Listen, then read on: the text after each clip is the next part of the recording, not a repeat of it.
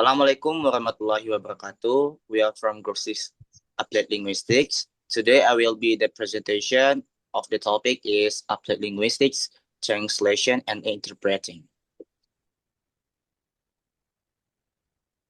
The group member is the name Cheris, Dinda, Irgi, Manjila, and myself Rifki, Nutri, Naifa, and Putri.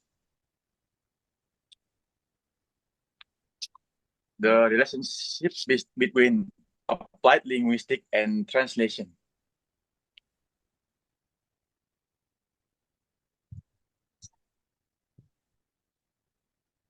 The definition is applied linguistics refers to the interdisciplinary field of study that focuses on practical solution and improvements in language and its use.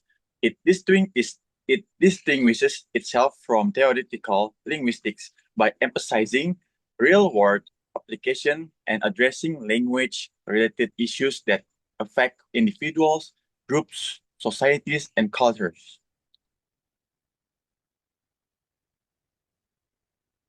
Translation. Translation is a complex activity, but fundamentally, it is always the transfer of a message from one language system to another. This implies that the very basis of a translation must be a contrastive linguistic study of the systems. Translation in applied linguistics refers to the utilization of linguistic theories and concepts to theorize and describe the process and phenomena of translation. It involves applying theories such as relevance theory and cognitive grammar to analyze and understand the translation process. A linguistic approach to translation can help understand the linguistic difficulties that make any act of translation complex, whether it's a question of differences in the lexicon between language and the fact that a language is up of different way of speaking. The fact that dual gender play a central role in the act of translation of the fact that in a text the meaning of the words chosen by an author depends on the meanings of the words that surround.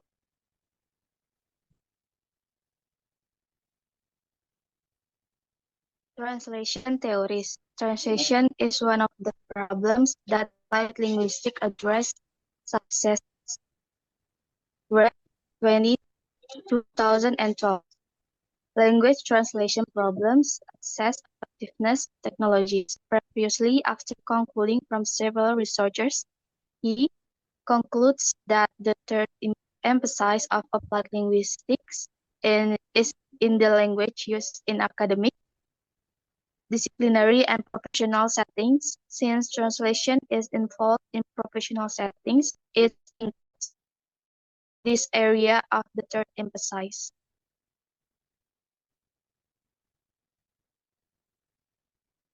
Translation process in theories. Bell describes the process of translation that includes the process in the memory system. He explains that there are several assumptions that underlie the model. According Bell, the process of translating as follows is a special case of the more general phenomenon of human informating process. Should be modeled in a way which reflects its position within the physiological domain of information processing.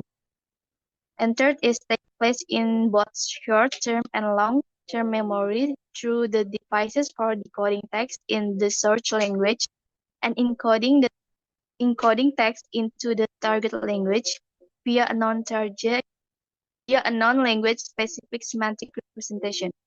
And the last is proceed in a bottom-up and a top-down manner in processing text and integrates both approaches by means of a style of operation which is both cascaded and interactive. Translation practice. In practice, translation is about more than just applying theoretical principles. It requires skillful adaptation to the specific challenges and demands of each project. Translator must make decisions that align with both linguistic and cultural consideration. Translation practice has two types. There are linguistic competence. Mastery of both the source and target language is essential. Translators need to understand grammar, syntax, idiom, and nuance in both languages to ensure that the translate text flows naturally and reflects the original meaning. And the second, cultural understanding. The translator must be familiar with cultural context of both the source and target language to navigate idiomatic expression, humor, and cultural reference. This is particularly important in areas such as advertising, literature, and political communication, where meaning is often deeply tied to cultural norms. Linguistic and translation issues.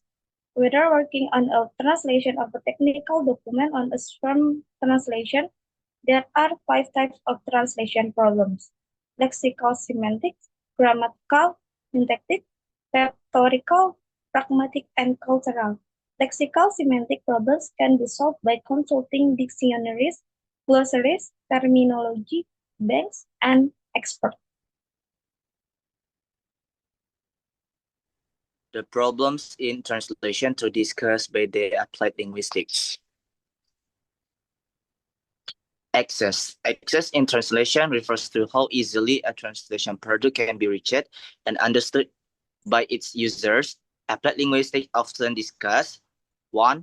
Can everyone access the translation, especially in critical fields like legal or medical documents?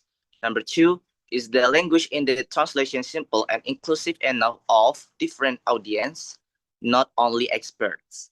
Number 3, how can translations be made available across various media, for example, text, audio, video, and the others? Example, in hospitals, health brochures must be translated into multi language so that all patients, including non-native speakers, can access important medical information.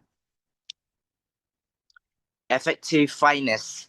Effectiveness relates to how well a translation conveys the original meaning accurately and appropriately. Okay, considerations include: 1 is the original meaning preserved.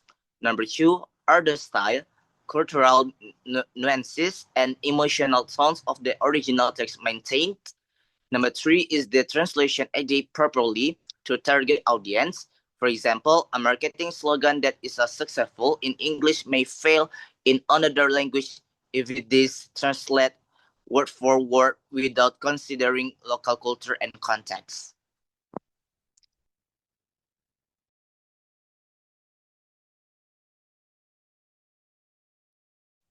Next is technologies. Technologies focus on use of technologies tools in the translation process and challenges that arise applied linguistic discuss. For the first is that how machine translation like Google Translation can either help or hinder translation accuracy.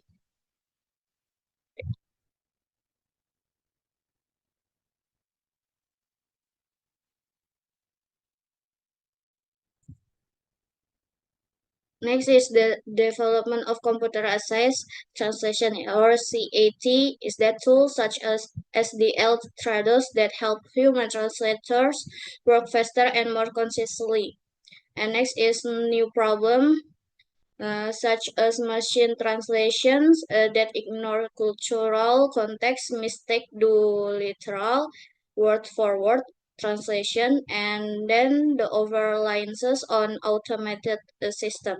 Example like automatic translation system may translate words correctly, but often fail to interpret humor, idioms, or cultural expression. Interpreting as interdisciplinary work in the depth explanation is the meaning of interdisciplinary work in the context meaning. The term interdisciplinary refers to collaboration between multiple fields of study in the context of interpreting. It means that understanding that researching interpreting cannot rely solely on one perspective, such as linguistics. Since interpreting involves rapid language processing, social interaction, and cultural understanding, it requires approaches from various disciplines like psychology, neuroscience, and sociology, and more.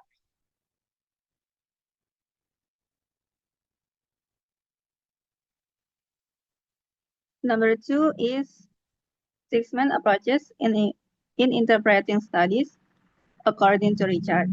According to Richard D. The first is cognitive psychological. The second is neuropsychological or neurolinguistic.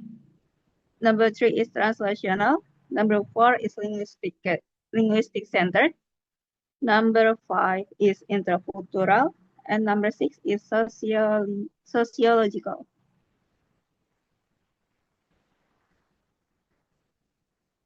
Number 3 is core purpose of interpreting remains the same, transmitting message. Despite the wide range of complex approaches, the ultimate goal of interpreting remains the same as translation: to transmit a message from one language to another accurately and effectively. Number 4 is aspect commonly researched in interpreting. First is message delivery effectiveness. How well an interpreter can relay the message clearly, accurately, and quickly. The second is language mastery. Is an interpreter must be fluent in at least 2 languages, both passively understanding and actively speaking. The third is background knowledge. Since interpreters often work in specialist fields, medical, legal, and business, they need a strong understanding of the subject matter. The fourth is pronunciation and intonation. Phonetic and prosodic aspects are important for clarity and professionalism. The fifth is neurolinguistic. Is explore how the brain supports language comprehension and production during interpreting. The sixth is psycholinguistic. Is analyze the psychological aspects of interpreting, such as stress, time pressure, and cognitive load, while transferring messages in real time.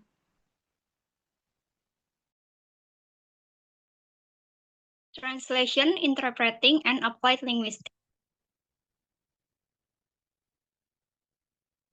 The first, the relationship between translation, interpreting, and applied linguistics.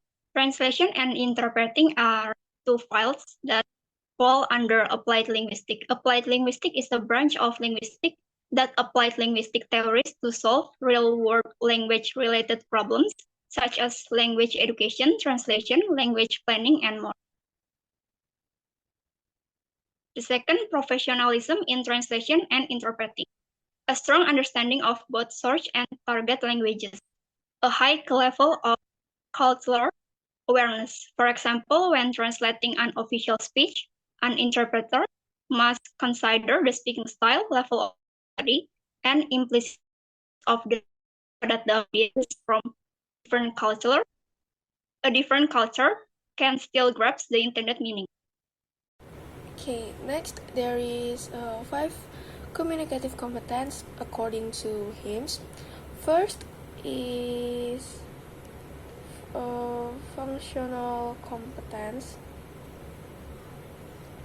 The ability to express specific communicative purposes such as requesting, refusing, suggesting, asking questions, or greeting. This relates to the functions of language in real-life communication. And next is grammatical competence. The ability to understand and use correct grammatical structures, including phonology or sounds, morphology or word forms, syntax or sentence structure, and vocabulary. This is the foundation of communication. Without proper structure, meaning can be misunderstood. Next is cultural competence. The understanding of values, customs, norms, and beliefs within a culture that affect communication styles. This competence ensures that language is not only grammatically and socially correct, but also culturally appropriate. And next is interactional competence. The ability to effectively engage in conversations, including understanding turn-taking, using intonations and gestures, as well as how to maintain and or shift a topic during an interaction. And the last is sociolinguistic competence. The ability to use language appropriately according to social context, such as choosing words, expressions, and styles based on the status of the listener, social relationships, cultural background, and the setting of communication. And this is our conclusion for our presentation today.